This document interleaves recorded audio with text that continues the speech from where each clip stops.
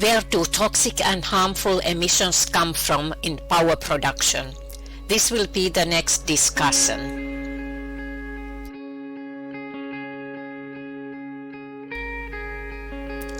You are very welcome to participate in this session. My name is Merja Mäkelä.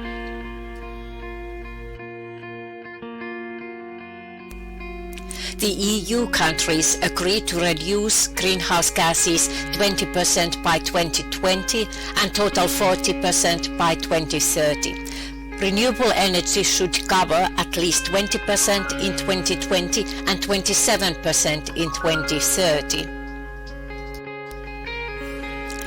Principally, consumers get their energy from centralized large-scale production and from distributed small-scale production.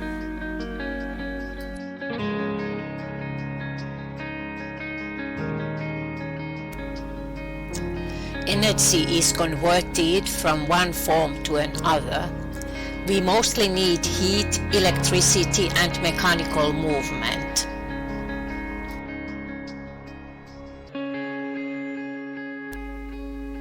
This is a power production model. We need either fossil or renewable sources. Heat, electricity, or movement are produced in a power production plant or engine. We may also get emissions and waste.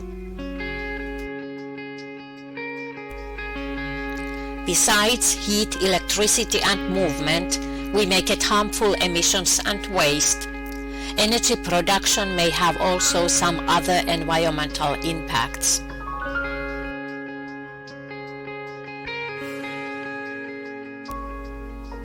Next, we'll discuss emissions when fossil fuels are used.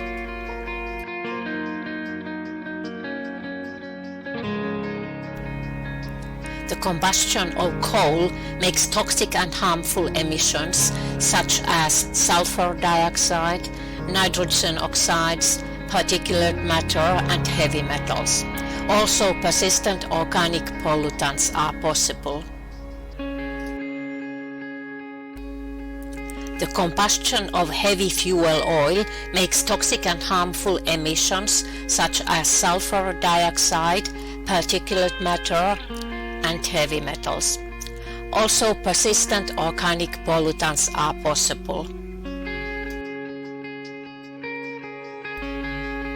In combustion engines with petrol and diesel, we get also toxic emissions such as nitrogen oxides, particulate matter, heavy metals, and persistent organic pollutants.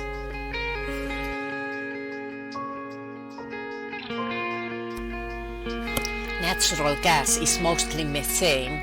In the combustion of natural gas, we don't get any significant harmful emissions. Also, the carbon dioxide emissions are less compared to those of oil and coal.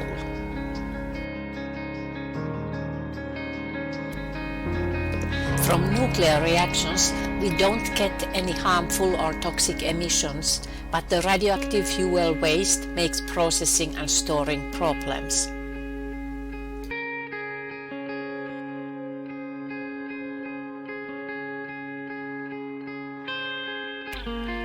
The combustion of peat causes toxic and harmful emissions such as sulfur dioxide, nitrogen oxides, particulate matter, and heavy metals.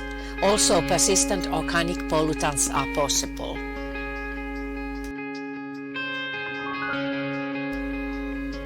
Next, we'll discuss emissions when renewable fuels are used.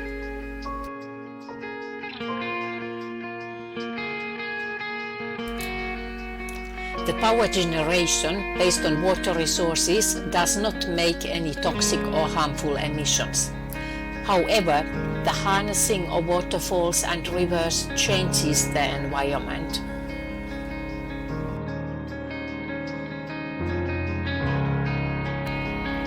In wind turbines, the generation of electricity from kinetic energy of wind does not make any emissions.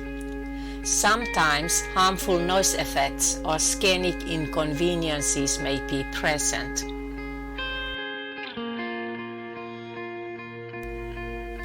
Solar radiation generates electricity in photovoltaic materials without emissions.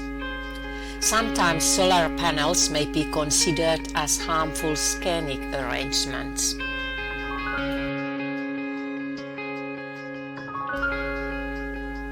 Heat can be produced in solar thermal collectors. This kind of a production facility does not make any emissions, but scenic inconveniences may disturb some citizens.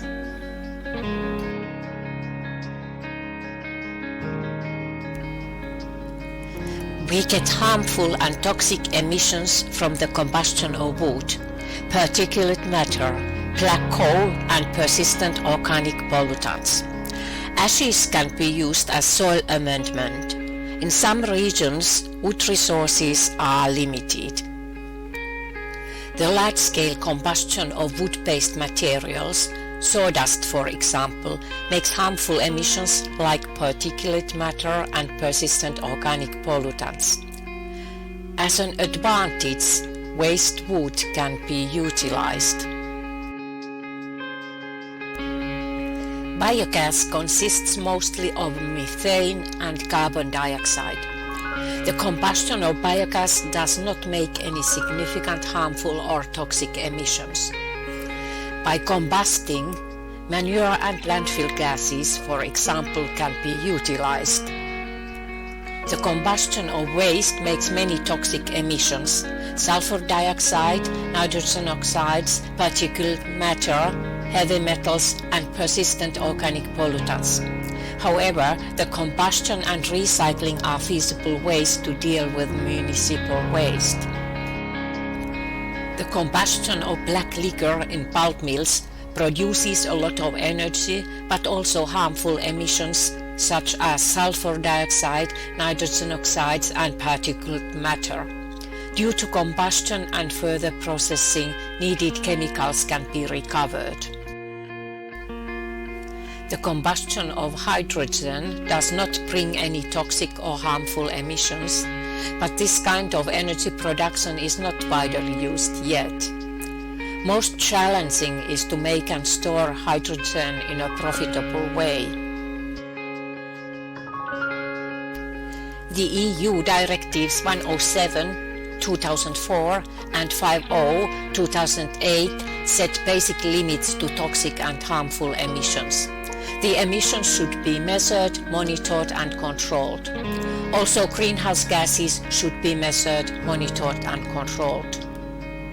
The Directive 50/2008 give limits for sulfur dioxide, nitrogen dioxide, particulate matter, lead, carbon monoxide and benzene.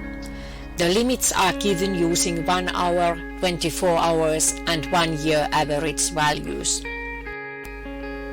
The Directive 107/2004 gives limit values for cadmium, arsenic, nickel and benzopyrene. The limits are given using 1 year average values.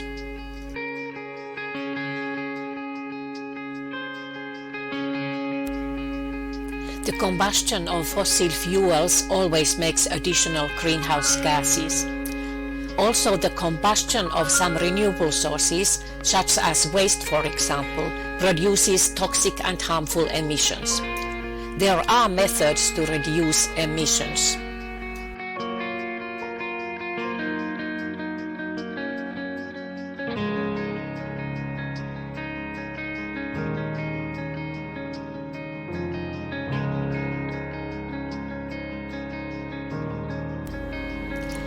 Thank you for your attention.